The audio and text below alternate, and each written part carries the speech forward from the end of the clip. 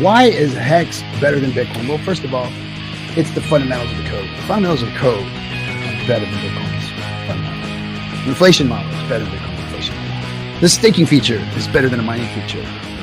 It's new tech versus old tech. It's decentralized versus centralized. Yes, all of those things.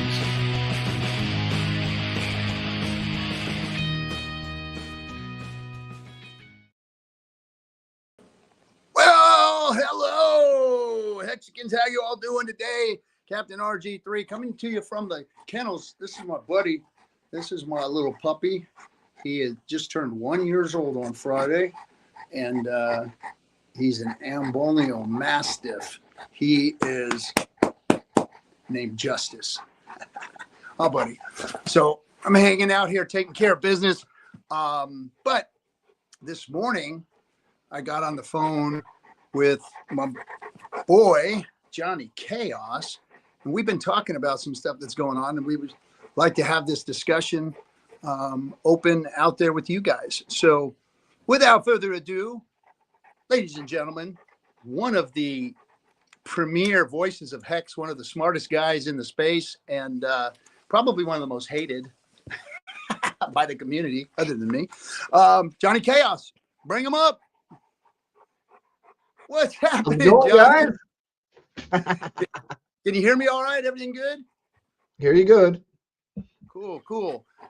Well, I guess it's time for some I told you so's and some chit chat and some just looking at some history, talking about the things that we've been talking about in the past, and just kind of verifying through what's been going on that the things that you and I have been saying are really factual and going on.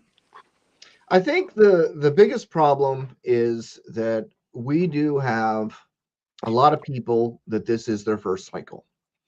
And all the information that you can give a person during their first cycle, they're not going to believe it. I mean, we've got born in a bear market, right? And, we've been around several cycles, and you always hear, it's over, it's all over, it's so over. And, hey, I got a little fun thing here, right here. Here's a little fun thing. I'll show you guys something here. You see this? You see this?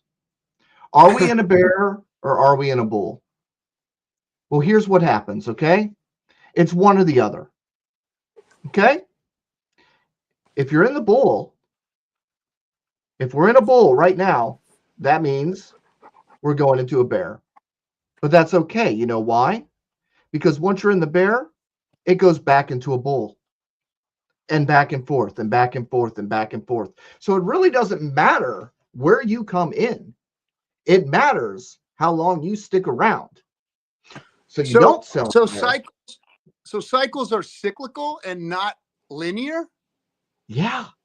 The market actually does not care at what point you came in. There's a time for selling and there's a time for buying. Okay? If the price sucks, then guess what? It's a time for buying. When you feel like you want to give up and quit and you're like, it's all over, you should probably be buying.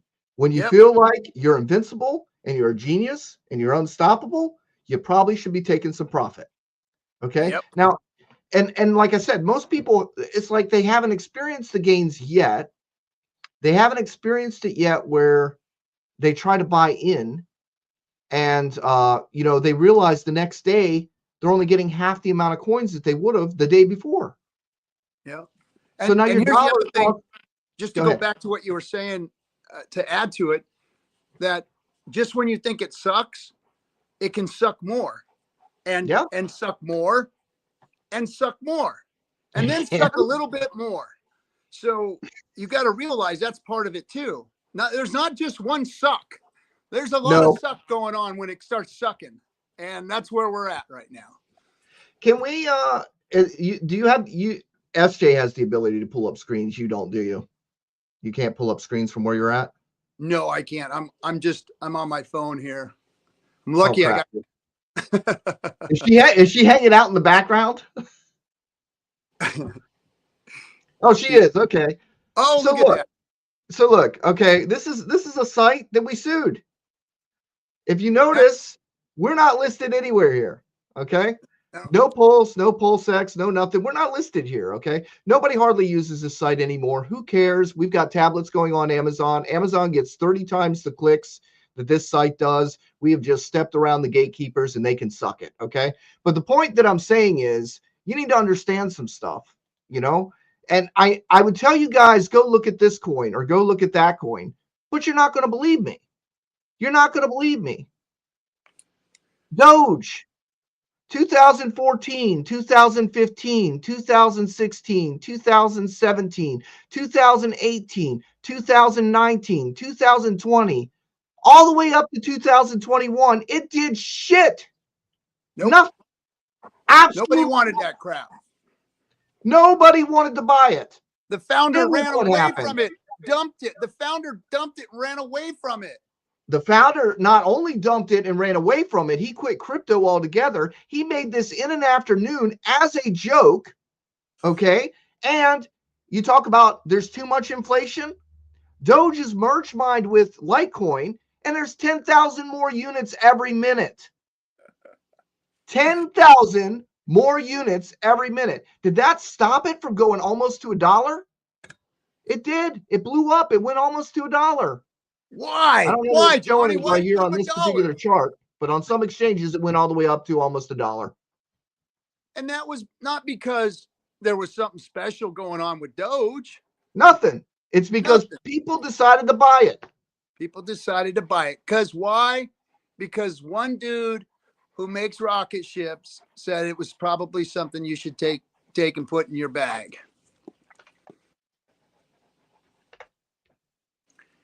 So here's another one. Investors don't care about technology. They care about who's going to buy the shit. Here's another one for you, okay? This is Ethereum Classic. This is the abandoned Ethereum. This is the Ethereum that absolutely nobody uses for its intended purposes because everybody went to ETH 2.0. Okay? Look at this. 2017, 2018. We got a little bit in 2018 here. We got a little bit of a spike, right? Okay, but look, 2019, nothing. 2020, nothing. 2021, a chain that nobody uses or builds anything on, poof, shwa, $124, $128 it went up to. A chain that nobody is building anything on. Nothing. So, you know, and people don't get this, right? That, you know, you think we're filling you full of smoke and hope and bullshit. No, we're filling you full of experience because you personally were born in a bear market. You've only experienced the downside. You've never seen what these things can do. So if it's over, if it's truly over, then it doesn't matter what you buy. It's all over. Bro, go buy something else. Out of all the cycles that we've been to, I mean, that's what we hear the end of every bear market, you know, it's every over. time. It's over. Every time. And Doge was completely wrote off. Like there wasn't no, look at all those years where it was like, there wasn't no spikes. There wasn't no, it made it and then it crashed down. No, it was flat. It was pronounced dead 2 years before it finally went up. Look at this. Zcash. Let's see, log. Zcash. Zcash, guys, in a log. Look at this. Look at this, guys. Look at this. Nobody told you anything about Zcash. Nobody was talking about Zcash. No, everybody hated it. None of you even know what a Zcash is. Okay? 2018, it was $700. Oh my God. Look at this. The misery, you know, just, you know, pop back up. Oh, look, yeah. But look at all this misery down here, right? Look at this. $25 goes all the way down here to a low of $18. Guess what it is today, guys? $349. Nobody's using Zcash. What do you see? Nobody cares. Nobody told you about it. Nobody's promoting it. Okay. So again, pie in the sky. Are we really feeding you pie in the sky? You know, this is the problem. What happens? Where you at, Captain? I gotta find you. What's that? Oh no. What are you looking There you for? are. Okay. I had the wrong tab. So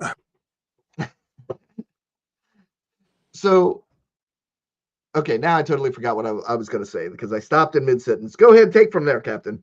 So everything. So it went down. Zcash, nobody was buying it. And look at how far it went up. We're not feeding you a bunch of bullshit. Trying to give you pie in the sky ideas. Look, when it comes down to it, when I step back and take a look at the whole picture here, there is so much going on, so much shady shit going on in the crypto space, the general crypto space, the CeFi crypto space, that everybody should be ringing alarm bells right now with what's happening. And where you should be running to is DeFi. And the only true DeFi platforms that I know of are what Richard's built. And it's getting more robust. More products are hitting it. It's getting better and better and better as we move on. There is nothing better. And the grifts that the centralized agencies, powers, banks, money houses have been playing for years. Again, nothing new under the sun, guys. They all know how to play these games. They have usurped Bitcoin. They have usurped the CeFi space, and they are getting ready to grift like nobody's business. And you're going to need a place to go, and that's DeFi. And that's all I know of is the Hex ecosystem and what Richard Hart has built. And there's a paradigm shift coming that nobody sees coming. And that paradigm shift is centralized exchanges are going the way of the dodo bird. Okay? Yep. I'm telling you right now. Just basically just shut them all down. Well, it hasn't yet. It's a concept right now. See, this is where we get ahead of us. We start telling people that this is going to happen right now, and they expect it to happen right now. You've got better technology, but you've got shit marketing. We've got shit marketing, and that's the problem. The marketing is to the meme coins, to the centralized currencies and systems that are out there. That's where the marketing is, and that's where people are going and flooding to, because they hear crypto, money go up, everybody get rich, Lambos in everybody's garage, and they run to that. We are a microcosm of a space that is very, very small in the world, and nobody knows about it. And the technology is cutting edge over here in the DeFi space, and it's just unknown. I mean, crypto in itself is unknown. And star of the show, justice, everybody. This is justice, dude. He's a baby. He's a puppy. So the thing is, DeFi started out, okay? We did the DeFi, Hex being this really immutable, self-sovereign contract that you could use yourself. All right. And this is what people don't understand. Johnny, why don't you support my coin? Why don't you support this coin? Why don't you support this? Why don't you support that? Johnny is a skeptic, has always been a skeptic, always looks at the points of failure first.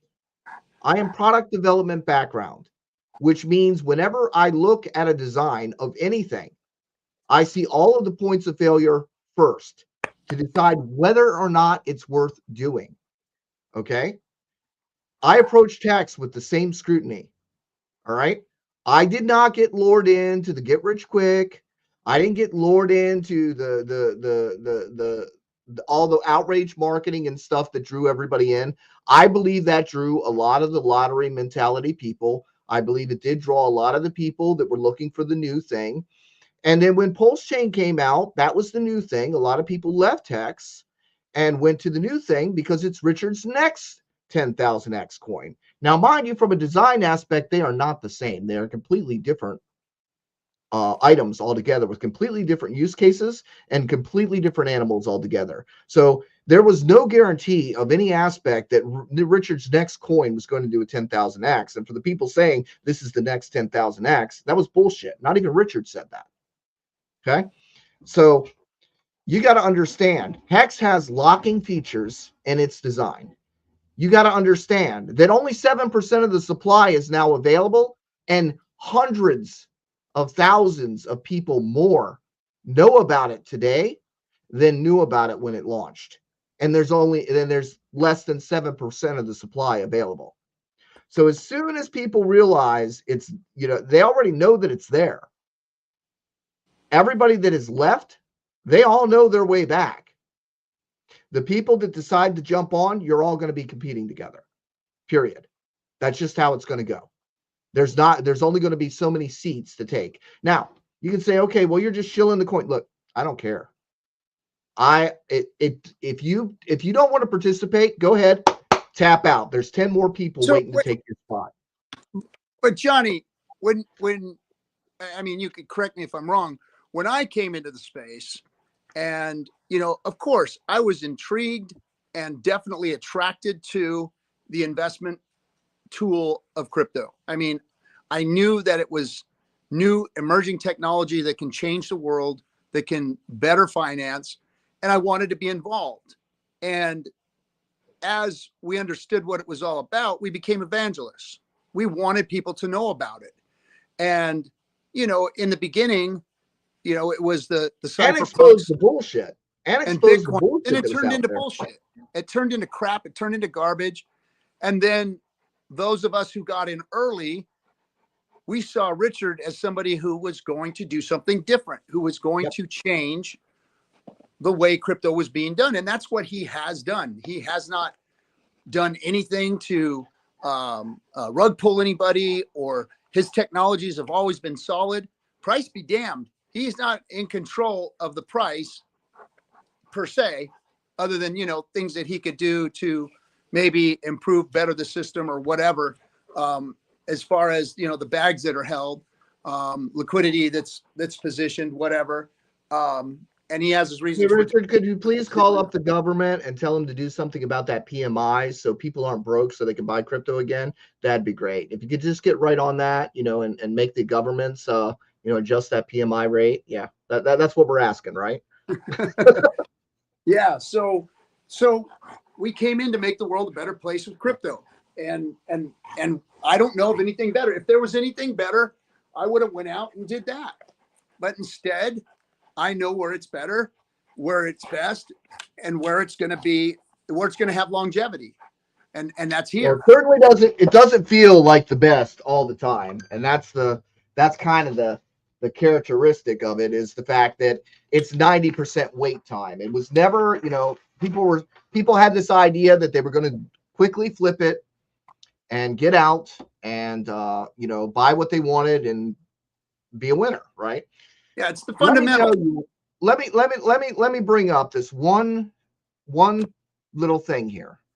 And this is very important because the community did this. Okay. Now, Richard had made some comments that had kind of leaned the ship one way or the other, but I'm going to give you the most harmful statement in the crypto community, in our crypto community. Are you ready? The one statement that has caused the most damage. It's literally 2 words. I want you to think about this for a second. I want you to think long and hard about it for a second, because I spent 2 years trying to prevent that question from being asked. And if it was a question that was asked, the answer should have been Hex is Hex. That should have been the answer. Okay. It wasn't the answer. The liquidity wasn't set up that way. People had already chosen that they were going to dump to throw in their economic energy. We had other people that never owned any Hex to begin with, and they were just coming in new. So they didn't want you to buy the other Hex because they didn't have any of that. Okay. I had told people that you should hold both because you don't know how this is going to play out. Don't know. One side is the Ethereum network, which is where all our value comes from on Pulse chain, whether it's the bridged in Ethereum or bridged in stablecoin. Go ahead. All the value, not just Yeah. Hex, all the value. If we did not have the bridged in value from Ethereum, we would be Ethereum Fair or Ethereum W. Now, you get these people, they're like, ha ha, he's over on Ethereum. That's like Ethereum Fair and Ethereum W. Ha ha, what an idiot. He wants to stay on Ethereum. You mean like New York City? Like where all the people are in the established city? That's dumb? No. Ethereum Fair and Ethereum W are not supported chains. Pulse chain is a fork of Ethereum, but it's an established chain. It has a bridge. It is now starting to get its own bridges and off ramps, and it's starting to get its own stables, and it's starting to grow. But I always told people that it was going to, you're in for 2 years. When they dumped their Hex for Pulse, I went, congratulations, you bought yourself another 2 years. Everybody laughed at me. Everybody laughed at me. But that question that I go back to, this one right here, this caused confusion, disruption, division, chaos, and people selling off their bags on both sides, dragging everything that was bound to it down with it, including Pulse and PulseX. You guys tried it your way. Now listen, because I called this before you even started doing it. There's one way to fix this shit, and that is the 1-to-1 ratio. Period. That is the fact. And that's fine. If the OA doesn't want to intervene or do any of that, it's going to get there anyway. It will get there anyway. It's either going to get there on the way up, or it's going to be 1-to-1 at 0. You choose. Because it's going to crash all the way down there if you want to buck and fight against this. Because it's what needs to happen. If you want to create a universal conduit between chains, you want to show the Ethereans in the big city what we're capable of and how good we can do. Hex hasn't changed. The code that was abandoned is the exact same code that it has always been. Right now, with better gas prices, which was the excuse to begin with. Now, you can certainly understand Richard's stand when people were paying $150 for gas fees. You can understand his stance. You can understand it was necessary in order to create Pulse Chain, because if there was no competition, Ethereum could continue to, just set whatever prices they want, not do anything. It's important to have competition. It's important to have options, right? But Ethereum's not alone now. You've got other chains that are becoming predominant now too. Ethereum is now in a position where it has to compete, or people won't use it. Okay? But again, it is still the second largest blockchain. It is still real estate in New York. It is still where the people are. And if you think that our token has no value over there because of Ethereum, most of y'all ain't even staking anyway. So you just chuck that right out the window when you're saying, oh, it's because of the gas fee. No, it's because you never owned any. Or if you did own it, you abandoned it. That's why. Shut up. You think all that economic energy is coming over? Well, we tried that. How'd that work? It didn't. It drug everything down. You know why? I'll tell you why. Because when you were saying EHEX is bad, you know what you were saying? Hex is bad. Because that's all anyone ever heard. Hex is bad. You said it. They're the same coins. They're the same technology on both chains.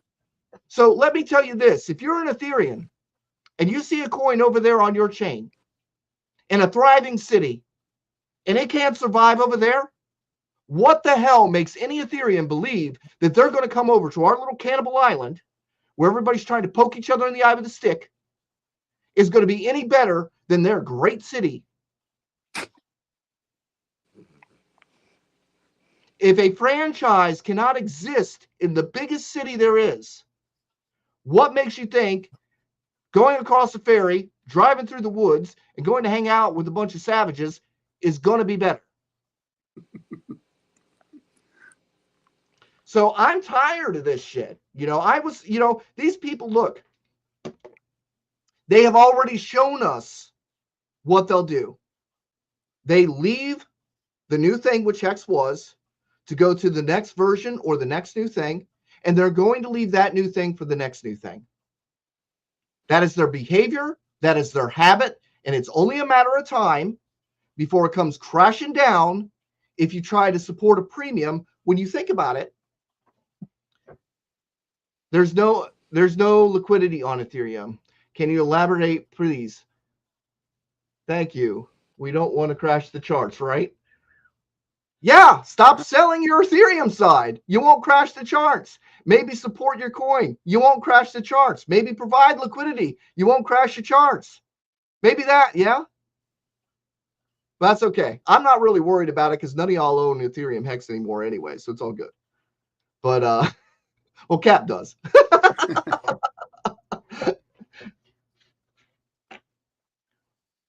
Yeah, I mean, Richard How always easy would it said be to answer Hex he is wanted Hex? to see it. Yeah, he wanted to see Hex expensive on both chains or do well on both chains. But look, yeah, he did not want people paying extreme fees. But look, if you're staked for 5 years, you got 5 years before you're worrying about that damn fee anyway. And if Ethereum doesn't fix its shit, well, they've got bigger problems than just a couple unstakes. You know? Yeah, I think that, our space and the greater crypto space, they've, because of the mentality, they've got this backwards. And because of that, we've lost our ability to go out and market collectively. Well, we had half the community running around saying Hex is bad. And if you give a person a choice, right, if you try to force them either direction, they're just going to say it's too complicated. I'll buy something else. Imagine if you're trying to be forced to make a choice between two things that you can't tell the difference in, because that's the fact. I mean, the code is exactly the same. It's just in two different places.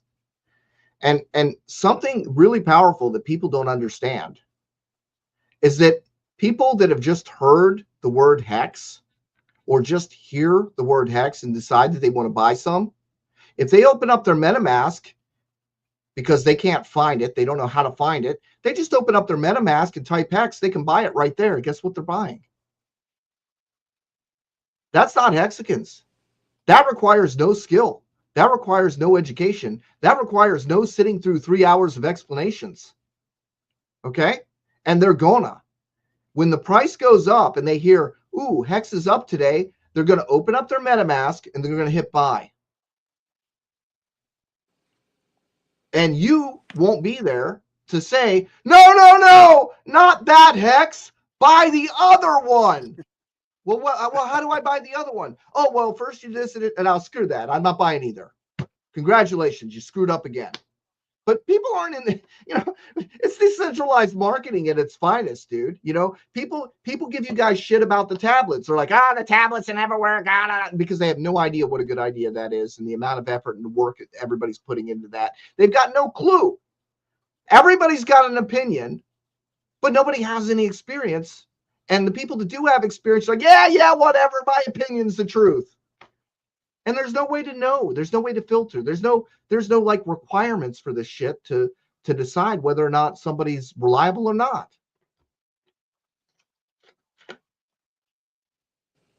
Go ahead, Captain. I'm not even letting you talk. Your show. That's all right. I'm letting you rant. I'm letting you get it all out. I'm letting you get it all out. We've had a lot of conversations recently where we've discussed a lot of these things, and speaking to that, we've always said, we should be talking to the community about these things and out there, and because when it comes down to it, the tablets, it's marketing. It's marketing, and all of the metrics show that this is a good marketing tool. And what's better, no marketing or some marketing? How's it supposed to hurt?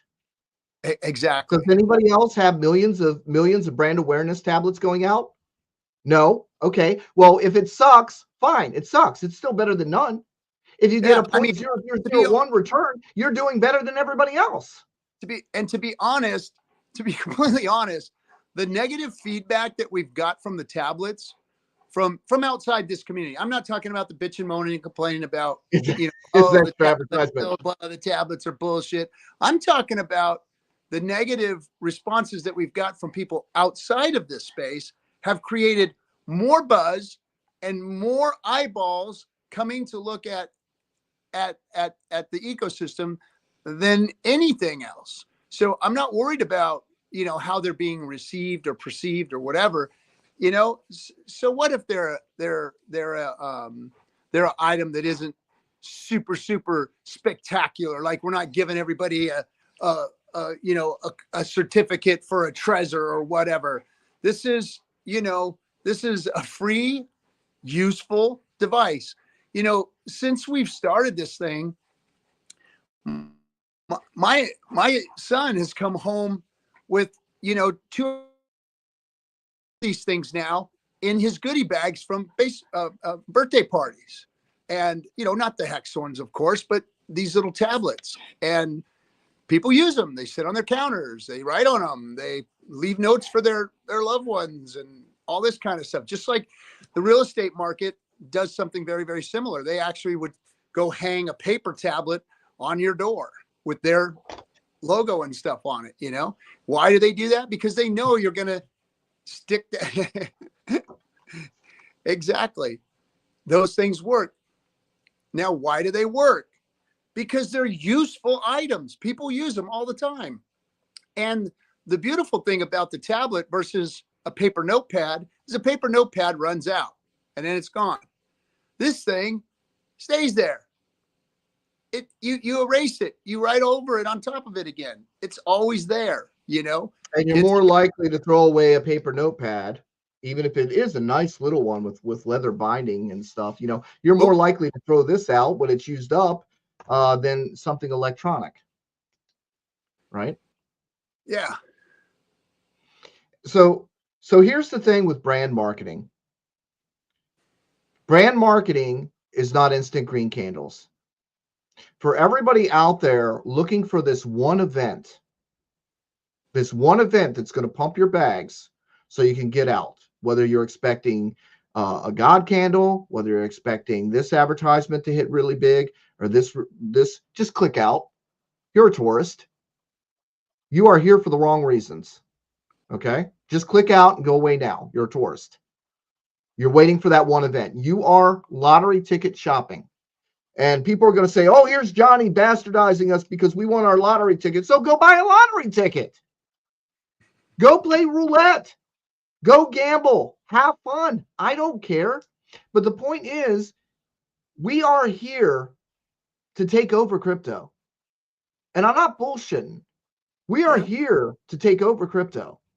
Yep. And we have been nothing but gatekept. No one in this industry has done us any favors. No one has wanted to list us. No one wanted to talk about us properly. We have to go out in the real world and compete with the industry as it is. And we have to go around them in order to create a new paradigm to stop people from signing up for Coinbase, stop people from signing up for crypto.com, stop that from being the normal. And the only way to stop that from being the normal is to get to them first before the friends said, oh yeah, here's my referral link, sign up for this exchange. So before these people even buy their very first crypto, you want your name, your brand awareness in their head so that when they decide that they want to go buy crypto, you're the first one they think of. A water ad of Avion water is not going to do you any good if you're not thirsty. But if you see these ads all day, impression after impression after impression, and you go to the store, right? You look at the water bottles and you see all the different water bottle brands. you're going to be inclined to buy the Avion. Then the next thing happens. You look at the price. Okay? Next thing is you look at the price, and then you decide whether or not you're willing to pay a premium for that particular type of water, or if any water will do. And why am I saying this right now? Because my God, Hex is really cheap on Ethereum, and no one is leaving Ethereum City to go over to Pulse Chain to pay a premium. You are not going to drive 300 miles across the desert, hop a ferry, and go over to a private island to pay 3 times the price. That is why the premium will not continue to exist. Period. And we've said that for a long time, and we got there was rebuttals and disputes against that, and from all the guys that dumped their bags already that are planning on dumping on you again. Congratulations. I'm glad you guys listened to them. Yeah, and way to go. I want to go back to something that somebody said in the chat room just a minute ago. They said, you know, they don't somebody said something about RH videos or whatever, and he said you don't listen to people that talk down to others. And you know, look, Richard is trying to message, he's trying to teach, he's trying to educate, and he's done something that nobody else has done in the whole crypto space. And he's been ostracized for it. He's been beat down for it. He's been come at by the 3-letter agencies because of it. He's been called this, called that, and accused of this and accused of that. And by the way, has been acquitted by the courts of law for all of those accusations. And he gets no respect for it. So you've got to understand that on top of, you know, all of that, Richard is a very, so on top of him being as smart as he is, he has a hard time with people who don't catch up. And maybe his discernment. And I don't know why we have to speak for Richard though, RG. So this is the thing. We don't, but I'm just saying that, and even sometimes we can come across that way. I've been told that too. And I want everybody to understand that it's like we've got our arm around all of you. Like, but we're punching you in the stomach going, fucking straighten up, figure this out, you know?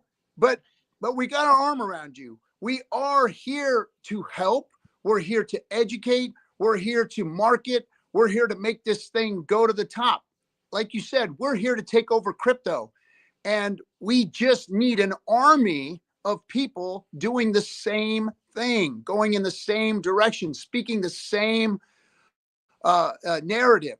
And it's not bullshit, hype, or any of that stuff. It's really saving crypto. If we don't, look, they've got crypto. The DJs run the place. Yeah, you're just going to keep getting scammers and rug pulls and all the bullshit that goes with that if you don't have people that stand up and say, hey, look, this is not a get-rich-quick scheme.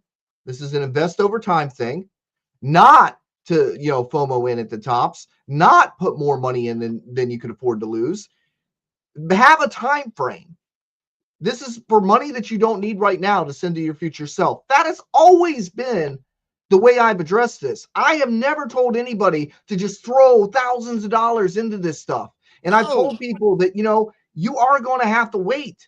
You're going to have to wait for the right time, you know? So me being a collector, right? You know, I'll buy stuff off the market and I'll sit on it for years. That's not anything new to me, but everybody's point of reference is themselves. And you cannot come into crypto out of desperation. You have to come into crypto as a plan to dig your way out. It's just like creating a savings account, right? You have to put a little in each time and build your position. Whoa. Johnny, just realize nobody understands what a savings account is anymore. When we were kids and we were writing it down in a ledger and putting how much we were putting in the bank and seeing it grow on paper. Yeah. We would go to the bank and put it down on paper, because there wasn't even any, they wouldn't even print anything out for you. Yeah, we didn't have debit cards either. You actually had to write checks. No cards, you had to write checks. I mean, we're dating ourselves, of course, but I mean, that mentality has disappeared. Yeah. And the investment world has also shrank so much that anybody can get into it. You used to not be able to buy stocks. Like that was only for your rich uncle could buy stocks. Now everybody can download an app in 30 seconds, attach their accounts to it, do some KYC AML, and boom, boom, you're trading. And unfortunately, trading in the wrong way, you know. And I remember when I was a younger man, when I was just getting started, I was sat down by somebody who was a mentor to me financially, and said, "Okay, well, we're gonna get you into some a stock investor and show you how to put some money in stocks and this and that." And this was right when the Motley Fool was coming out, and the internet was just starting, and people were starting to trade. Yeah, so people were starting to trade. And my idea of the stock market at that time was, okay, now we can get in. And of course, day trading was the first thing on my mind. And it was like, when I sat down with the investors, like, okay, well, when do I get into this and when do I sell? And he's like, whoa, whoa, whoa, whoa, whoa, easy there, cowboy. We're talking about you taking this stuff out when you're 60, 65. You're going to be investing for the next 30, 40 years. You know, so, and I was like, so there's another alternative. I mean, look, guys, you can work 16-hour days for 5 years, work an extra job on the side, reinvest in your own business, and then maybe in 5 years, you'll be in the black. You can try that. Well, I mean, and to be completely honest, even if you are a very modest, Warren Buffett style investor and you look at it this way, it's still faster than anything the world has ever seen.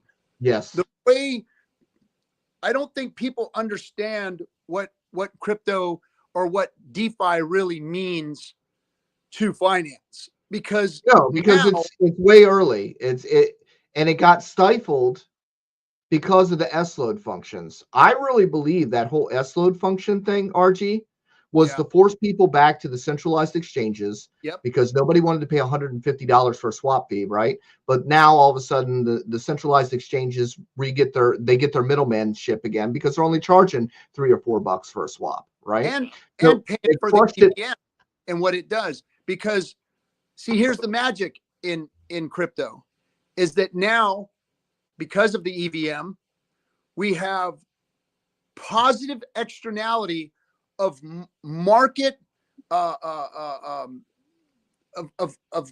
the things that happen in the market externally can now be programmed into the financial tool.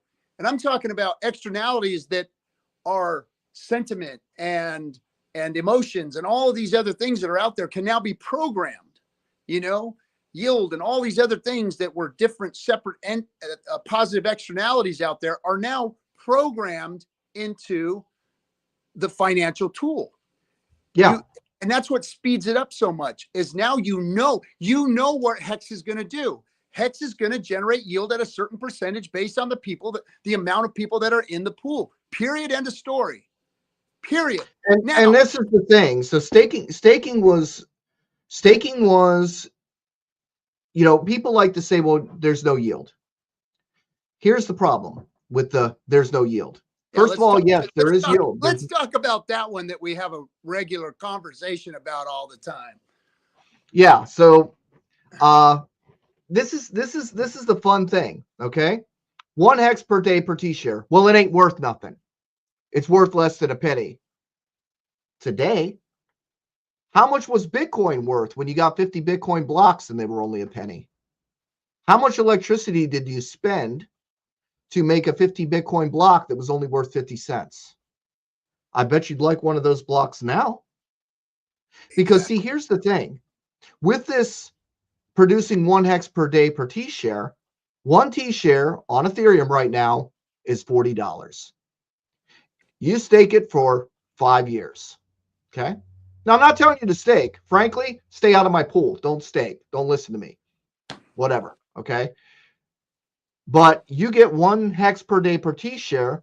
That's basically $400 a year if it's $1 by the end of that 5 years.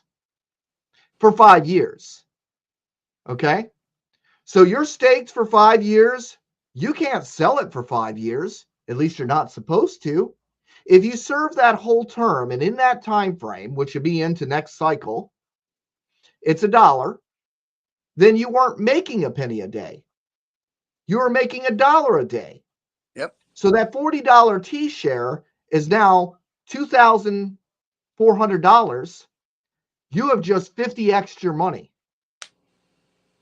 Money that you would have sold on a 2x or a 3x that you wouldn't have held. You would have never saw those numbers because you would have sold along the way.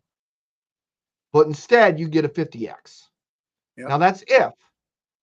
That's if in 5 years from now, somewhere along there, 5 years from now, 6 years from now, it's $1.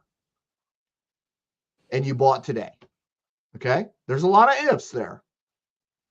My question is to you, do you believe it's completely over? Or do you believe that Hex on Ethereum, which is 6 years old, which has proven that even in the worst circumstances, the highest gas fees, the worst transaction costs, the craziest shit going on in the world with Ethereum over there, still hit 50 cents.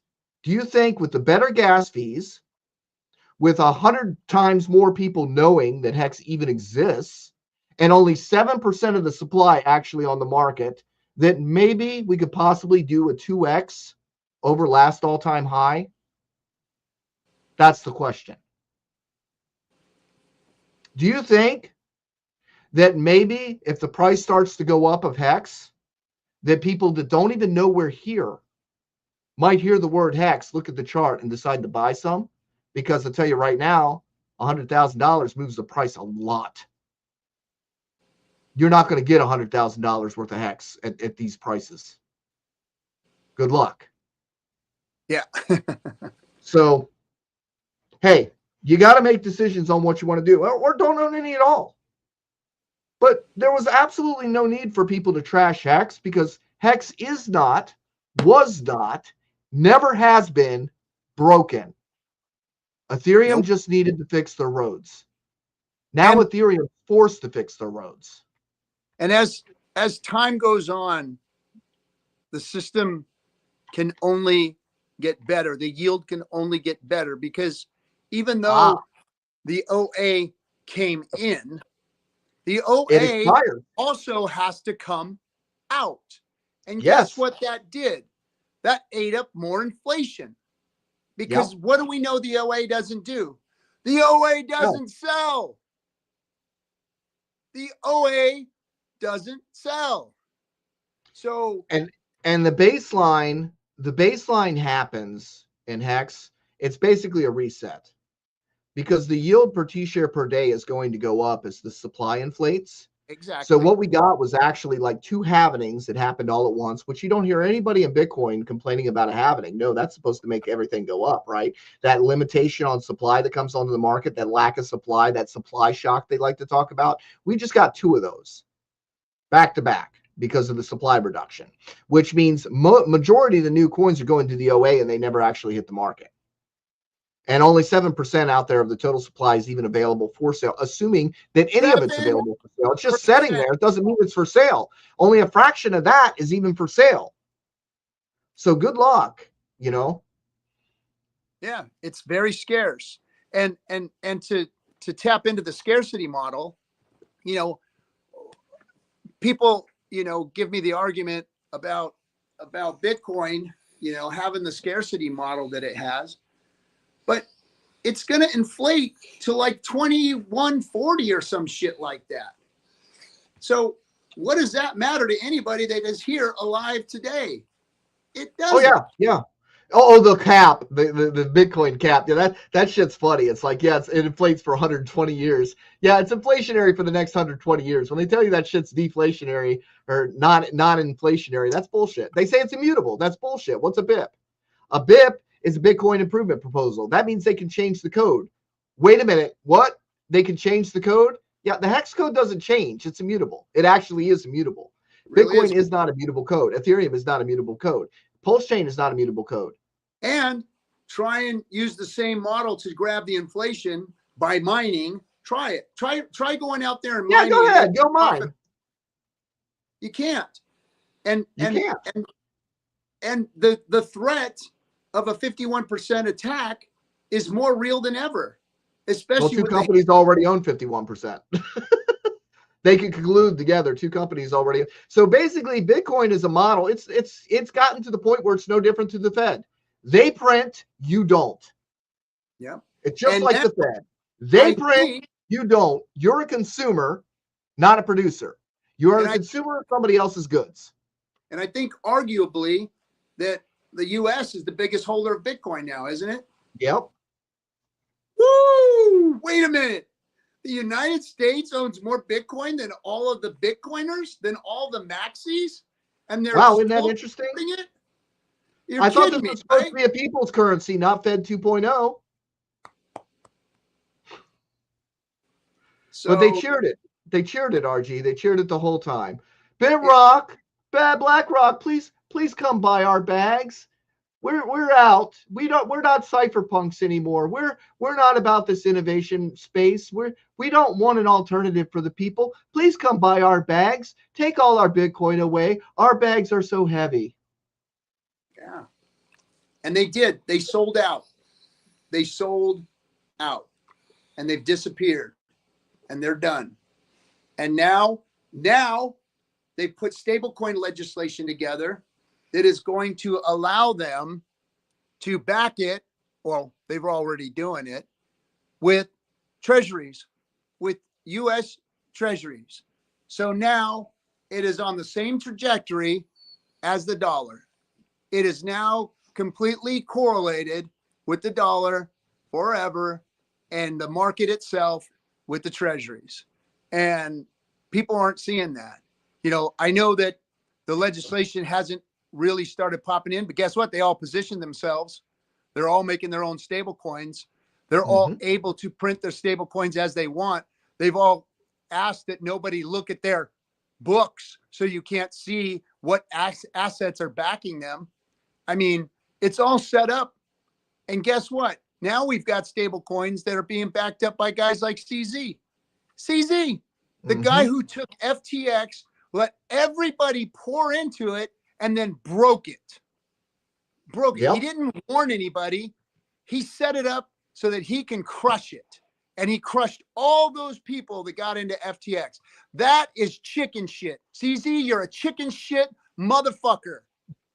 And the fact that you got fucking pardoned is now you're gonna get us now.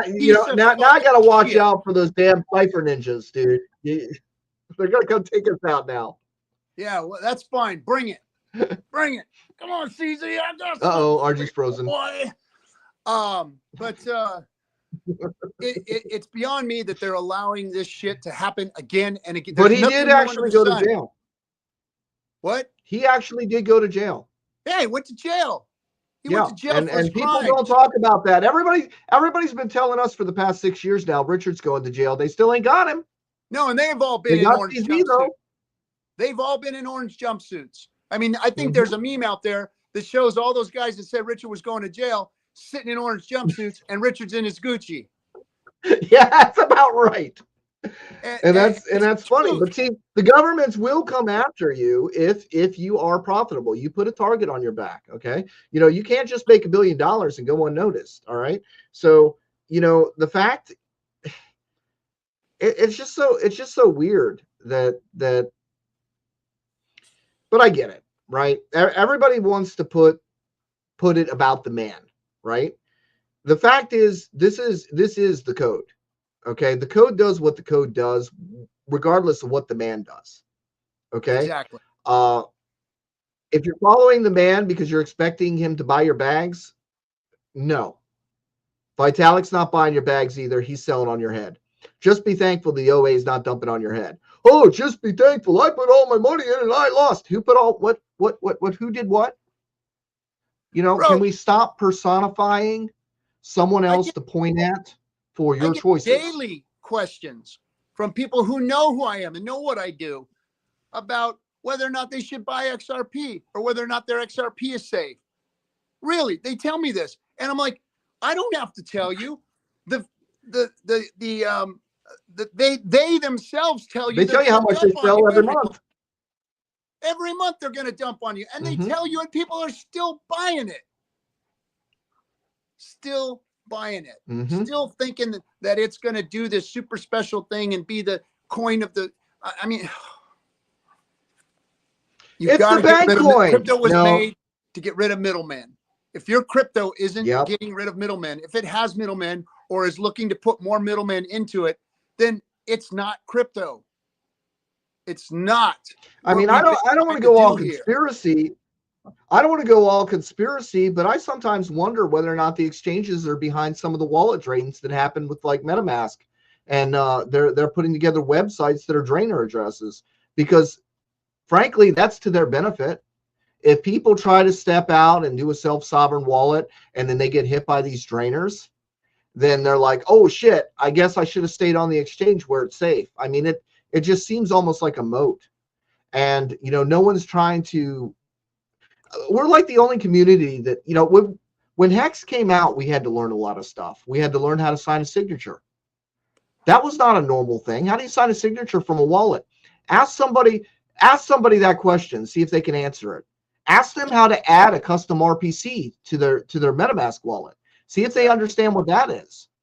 Some of the new people, you guys might not even know. You actually have to manually add networks. Before there was just a button for you to click and say add network. We actually had to put in the custom RPCs. You know, when we were going, we were one of the first people to use Matic over there. Okay, the Polygon, the Matic network, because we were going over there and doing our trades to avoid the Ethereum fees. And then you have to bridge it back. We remember when there were 17-hour bridges and you're like upset because there's a 30-minute bridge. You just don't understand how new, you know, things were then. And things are getting easier and easier and easier. Don't you want to be here for the future? I mean, is it not, what brought you in to begin with, right?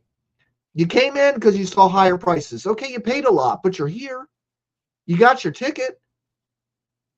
Don't you want to see how this goes? You're already on the ride. Do you want to leave now? You want to leave before the party starts?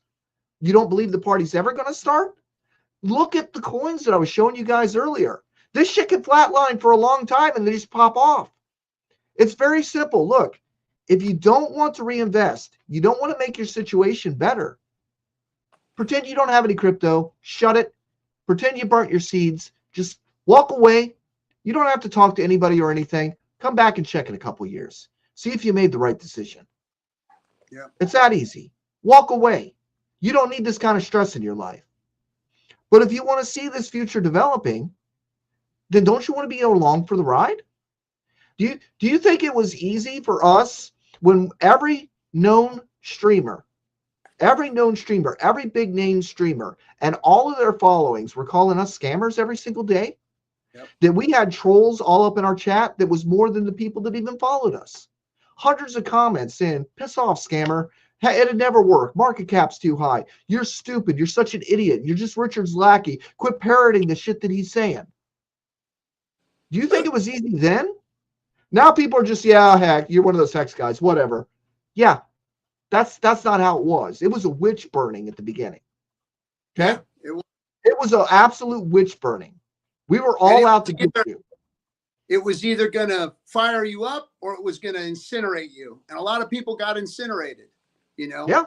And, some of us, it fired us up. We wanted to be the underdog. We wanted to be the misfits. We wanted to be the ones that were telling people what was up. I didn't mind it. I knew that it was only going to make us stronger. You know, I knew it. Now, of late, I think that we've got a lot of people in the ecosystem that are jaded just because, you know, they've entry point time for number to go up. And but they've got to look at history. They've got to look at what the chart that you just showed on paper in the beginning, which is that this is secular. This is a bear that goes into a bull, that goes into a bear, that goes into the bull. It's not going away. It's here to stay.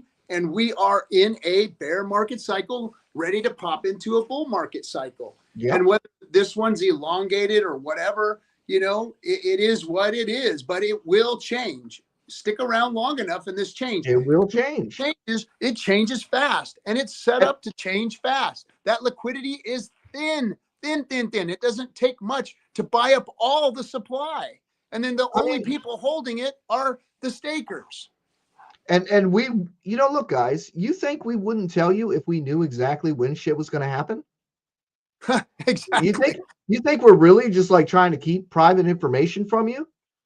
I mean, the fact is, we know that it's cyclical. We know that it's going to turn around. But if you don't believe us, understand that too, because it's been several cycles. When you feel like quitting, when you feel like giving up, when you feel like it's all over, and you close your portfolio and you walk away and you come back in a couple of years, you're always shocked. Yep. You're always shocked. And then don't forget, immediately, the only thing you're mad at yourself about, the only thing you're mad is at yourself at that point when you go, oh shit, I should have bought more. And you're going to tell yourself that all the way up. You're like, oh, I should have bought more. All the way up. We've all done it. It's not like we're some geniuses or something. This is literally just telling you a story about what has happened in the past, how we felt then, because we were you. We did feel that way before, but you get mad at us because we're trying to tell you it's okay. Well, if you don't want to hear that it's okay, then fuck off. We're trying to save the people we can. We're trying to tell the people, look, this is cyclical. You don't have to lock in the losses. You bought the things that you bought to sell at a profit. You aren't in profit yet. In order to sell for a profit, you need to wait until you're in profit. Then you can sell some. Oh, but I waited too long. The market doesn't care how long you waited. The market's going to do what the market's going to do. Yeah, you're just along for the ride. And don't forget that when we do go up, we're going to hear the same narratives that we've always heard. Let's set everybody up now. You're going to hear wash trading stories. You're going to hear threats of rug pull. You're going to hear all of that bullshit again. It's going to be the same narrative. There's nothing new under the sun. They're going to try and say the same shit, even when we're going up. Yeah, there's doubt all the way up. Dude, let me pull up let's see here. I'll pull up the Hex chart. Is SJ in the back there? I think she came back. She had to leave for a minute, but I think she came back. I'm changing my tab here. Bro. Where we at? Okay. Let's see. Where's the log? Log button? Log? Yeah. Who's that? All right. You see him? Where are you at? There are you at. Okay, if we can pull that chart up. I want to talk about this chart. Okay? I want you guys to understand something here. This is the whole Hex chart on Ethereum. This has nothing to do with all the other stuff. This is the first one. This is the one everybody calls the worst one. Do you see over here? Those are price levels Hex never returned to. All of this over here, those are price levels that Hex never returned to. Do you understand that?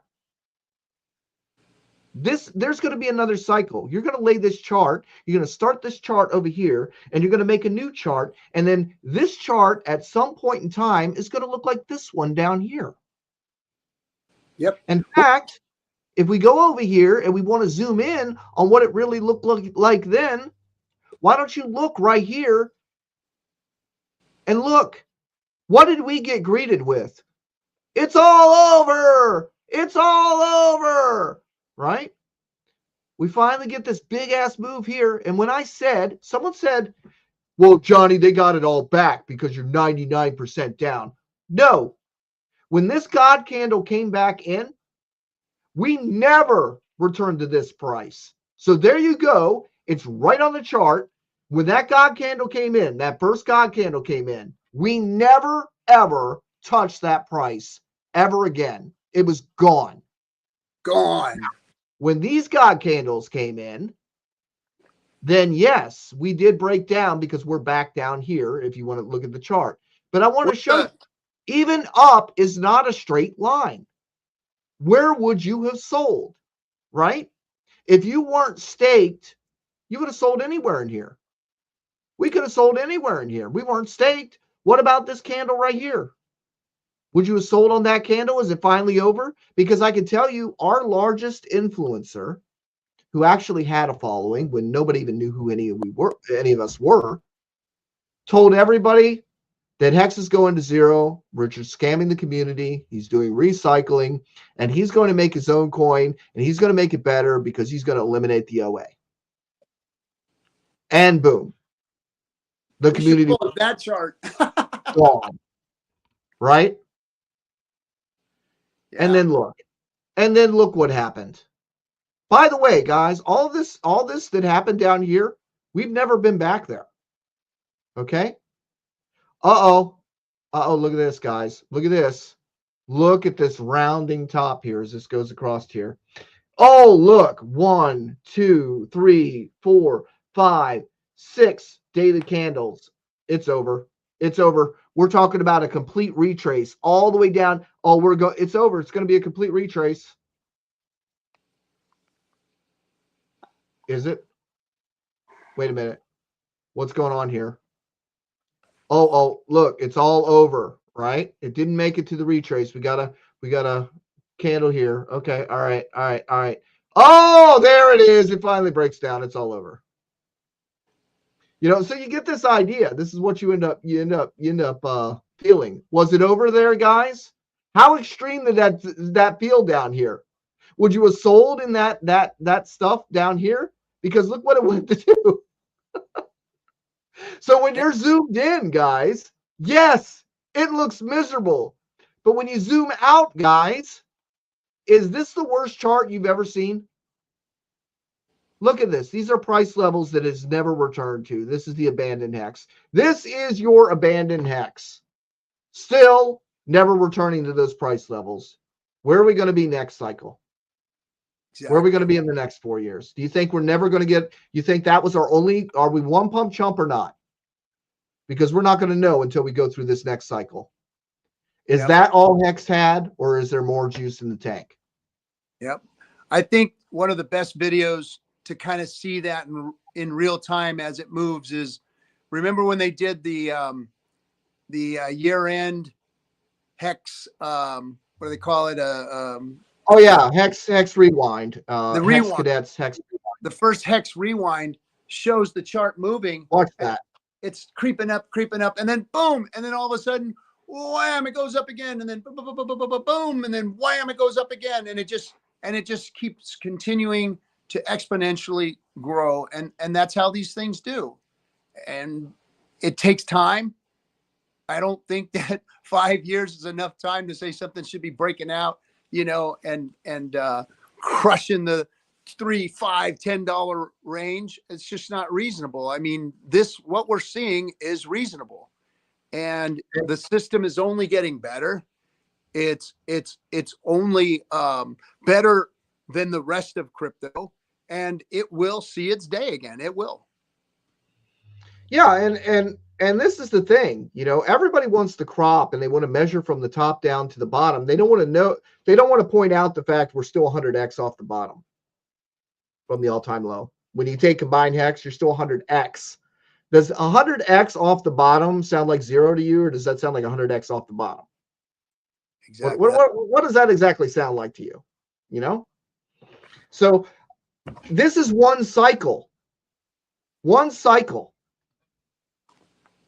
You're going to have to make your own decision what you'll think we'll do in the next cycle. But I'll tell you to go to hexchart.com. I want you to zoom in, look at the very beginning, and decide where you would have sold if you weren't staked. Because a lot of us wouldn't be here today if we didn't stake. Because you don't know the future prices. Do you think we saw 50 cents in 1.5 years? Do you think we really saw that shit coming? No. We were talking about a penny. We were talking about 3 cents in 4 years. Yeah. That's what we were talking about. Boy, were we surprised. Because these things can hit unimaginable levels that you can't conceive yet. Do you think 10 years ago, people were really thought that Bitcoin was going to hit $100,000? No. Of course not. They were They were talking about excited it. over $100. They're just like, oh, wow, this is amazing. How many people got out at $100? Was that the right move then? Was it the right move to get out at $1,000? How about $10,000?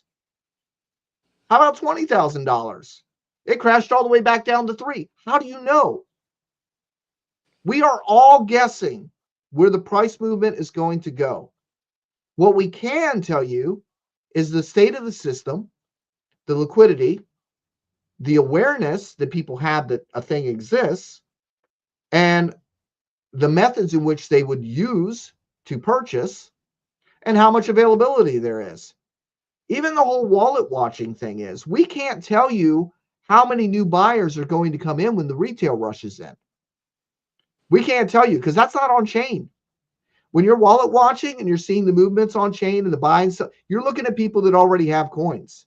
People that don't have coins don't have a position yet. They can't hurt the price, but they're also not helping the price because they don't have a position yet. Yep. So you have to let these things play out. You have to prepare to ride it out. You have to know that they're cyclical. You have to know that the market doesn't care what your entry point was. When we're telling you to DCA, we're talking about reducing your entry rate. It's like we don't know when the bottom's going to occur. So all you can do is buy on the way down and reduce your entry point. That does not work if the price never goes back up. But if you're convinced that the price is never going to go back up, why are you still here? Shouldn't you already tapped out by now? But here's the thing. You know I'm telling you the truth. You know it. You have not tapped out yet because you know deep down that despite how miserable you may feel, you know this is a great chance. This is a great opportunity. You know it. Otherwise, you would have quit. You wouldn't be upset because things aren't going your way. You'd just be gone. And it's better now, Johnny, than when we got in. When we got way better. We didn't have a chain. We didn't have an exchange. We didn't have zero knowledge proofs. We had a whole shitload of haters giving us hell on a daily basis, telling us they were going to stab us. Yeah, we didn't have all of these things. We didn't have the ability for price action to move this. Imagine how price action can move this time with the same financial energy that came in last time. Well, there's only 1/7 of the supply. It's poised way better this time to move up because of that. And there's multiple people knowing about it. Exactly. The market and millions of tablets going out, so millions more people will know about it, even if they don't even know what it is. Real marketing. We're putting real marketing together. This is just the beginning of the marketing plan. This is just the beginning of us getting started with real marketing. I mean, we had a handful of buses in England driving around with Hex on it. We had one ad in a periodical that came out in the UK. We had we were on Pirates Bay for a day or two. We had this very, very limited marketing. We had not as easy to move price action as we have today. We had much more supply. It was the writing's on the wall for how fast and how hard this thing can move now. That's the positives of what's going on here. That's the things that we all should be talking about, of how poised and ready this thing is, how wound back the spring is, how drawn back the bow is to launch this thing into freaking outer space. Now, again, it's going to be cyclical. It's going to be a bull market. It's going to move. It's going to move hard. And then it's going to come down again.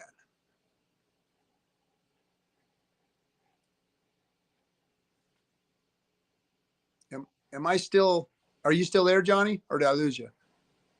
Or am I gone?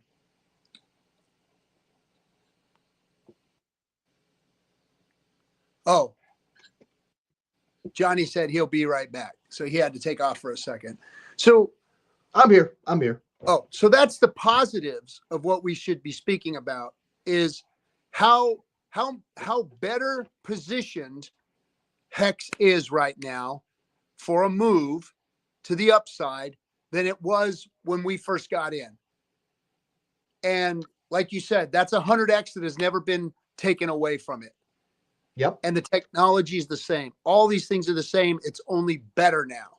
And It's so that the gas fees are better. More people know about it. Less supplies available. Everybody that left knows their way back, and they're going to be competing with the retail that are discovering it for the first time. And when people discover it for the first time, now this is one of these things that bothers me, right? We have 4 data points, guys. Everyone's like 4-year cycle, 4-year cycle. We've got 4 data points, guys. So far, those cycles, yes, they were 4-year cycles. We've also got other data points like the PMI, which people are pointing out now and realizing that there's a correlation with that, which is a longer chart with a longer history. And you can see the correlations with that. And it makes a lot of sense that when people have money, they spend more money. Okay. But the fact is, you can't say 3-year cycle curse. Okay. You've got 4 points of data. All right. You can't get locked into these things. What happens in crypto is very simple.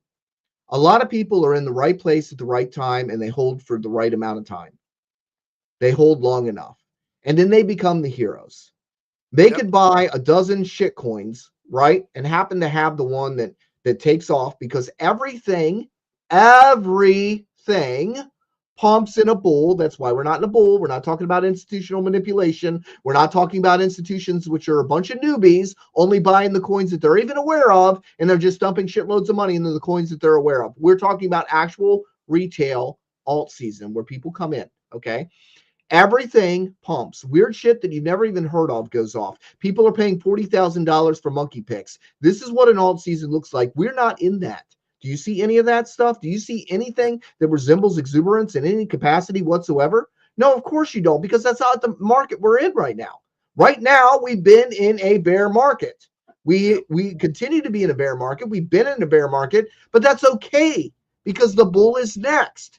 It's not here yet. We don't know when it's going to happen. I wish I could say buy on Tuesday, sell on Thursday. I can't tell you that, but I can tell you that this is cyclical, and we are not looking at what's considered to be a bull market. Yep. And here's so when a bull market comes, you'll find these people that buy the right coin at the right time, and then you get these millionaire stories. And then they put these guys in a spotlight, and they put them up on stage, and they say, how did you do it? And then they start making excuses because they don't even know. They've got no experience whatsoever. They don't understand anything about markets. They bought the right thing at the right time. That's why they're rich. So then everybody looks to these people as like there's some kind of next coming of Messiah. And the reality is they were at the right time at the right place. And now everybody thinks they're some kind of guru. Now, nobody is in Hex. The biggest whales have not gotten into Hex yet. Let me say that again. And I used to say this a long time ago. When we first started, the biggest whales have not got into Hex. And guess what? The biggest whales have still not got into Hex. Look, guys, everyone bought Bitcoin. They said Bitcoin to $1 million, Bitcoin to $1 million. And that's if everyone bought. Well, guess what? The richest man in the world bought.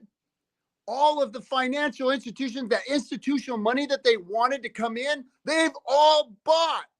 They all have it. And on top of that, the United States of America has a Bitcoin reserve. All of these were pipe dreams. If one of those things came in, it was going to $1 million. And Saylor is using it and borrowing everybody else's money to buy Bitcoin on a regular basis. He's out there begging for everybody's money. They've all bought in, and guess what? It hit 100K, and it's been fizzling and popping and snapping and cracking ever since then. That's it. That's over and done with. They're all in. Countries are in. Rich people are in. They're all in. And guess what? It's still not mooning. It's still not going. So what is better or what is worse? The real true DeFi coin or the damn Bitcoin that is not doing what it's supposed to do, which is continue to go up even with all these buyers in? Nope. This is the place to be. This is where you want to be. This is the right side of history. This is what's going to move faster and further than anything else once people realize what it is. And I'm telling you, when this stablecoin debacle smashes crypto and Hex moons and goes crazy because it is true DeFi and all of its products that are built around has done nothing but make it better, that's going to finally prove itself. And the marketing goes nuts. It's going to twist people's heads around. Yeah, Michael Saylor's buying Bitcoin with everybody else's money. He's not buying it with his own. Yeah, so he ain't scared. So he ain't scared at all. And the funny thing is, why did he have to wait until $30,000 to become a believer? Perception of value, guys. If something is priced so low, people don't think it has value. They don't realize they're getting a deal. They think something's wrong with it, right? And that's the problem, right? You look at EHEX. It's priced so low, people think something's wrong with it. No, that is the same coin that went up to 50 cents. It is now underpriced. That is the same coin that went to 50 cents. In fact, the conditions are better today, not worse. It has better support now than ever. Better support now than ever. Better community than ever. Better marketing than ever. Better less whales than ever. Less Jeters than ever. They're gone. They're gone. Or in their death throw. Or in the process of leaving the rest of the way. Yeah. BankX, gone. I told you guys, that cracks me up. Everybody's focusing on BankX so much. I was like, guys, that's not even something you want to bring up all the time. You know why? Because look at Bitcoin right now. You've got Fidelity, you've got BlackRock, you've got how many BankXs does Bitcoin have right now with people holding 1% of all the damn tokens? What do you think 1% does on the market if they decided, oops, we're in liquid, we got to sell some assets, let's get rid of the Bitcoin first? Or how many BankXs you want hanging over your head? Or they finally get jaded with the market, or they finally realize that there's something wrong, or another bug gets found in that thing that's already had 3 bugs. What happens? Or the next Bitcoin improvement. Yeah, the next Bitcoin improvement changes the code and something screws with the algorithm and somebody mints a bunch of coins. The ultimate inflation bug was, it's the worst thing you can have. An infinite inflate bug is the worst thing you can have, where people have access and are able to mint coins and you can't. That is the worst type of bug. That's all I'm going to say about that. Okay. Yeah. Well, I'm going to have to get back to work here, Johnny. I appreciate you coming on and chatting with me and putting on one of our phone conversations out here for everybody to hear. It's, look, we're not browbeating anybody. We're just saying, wake up, guys. Let's come together. Let's go do this. Let's support the marketing. Let's support Richard. Let's support the community. Let's support True DeFi. Get out there and speak the positive externalities that are going on here. Speak about those things that are warning signs for the greater crypto space that are out there. Show them that we don't have that stuff here. We don't have those type of problems here, that we are continuing to grow. We're continuing to put things on top of the ecosystem that are making it better, and all of them are immutable. Things are happening like this zero knowledge proofs. I mean, we've talked about that and dreamed about that for so long, and now it's about to come to us, and we're about to have it here in this DeFi system. These are amazing tools that the world needs, and for what crypto needs to move forward, and nobody else is doing it. Nobody else is doing it like this. So anyway, you got something, last words, Johnny? Guys, we're in a bear. We've been in a bear this past year. We're in a bear. We saw institutions buying a few coins, but we're in a bear. Look at any coin, pull up coin market cap, do some research.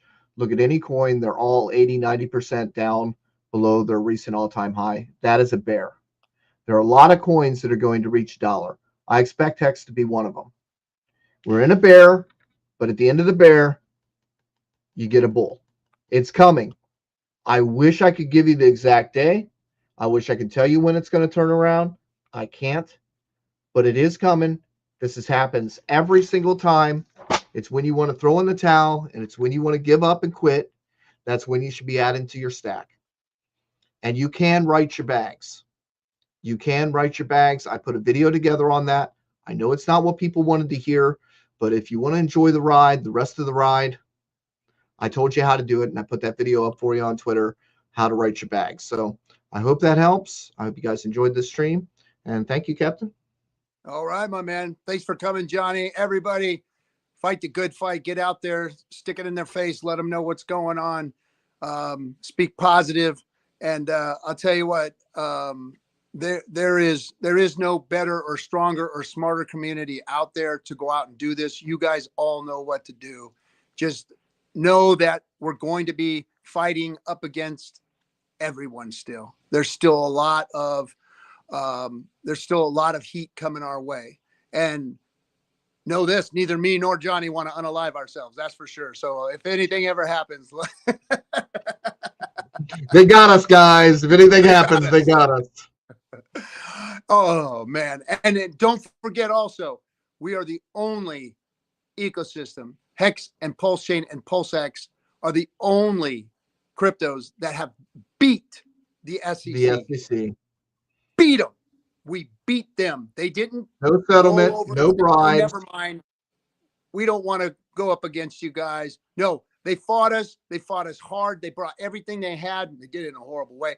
And they lost. They lost, and we were vindicated. And that's because of all of you. That's because of what has been built here. So everybody, thank you for coming. We'll see you on the next one. SJ, go ahead and out.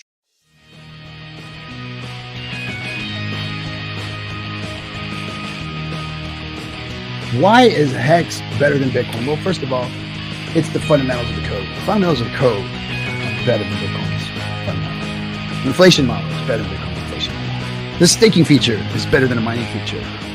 It's new tech versus old tech. It's decentralized versus centralized. Yes, all of those things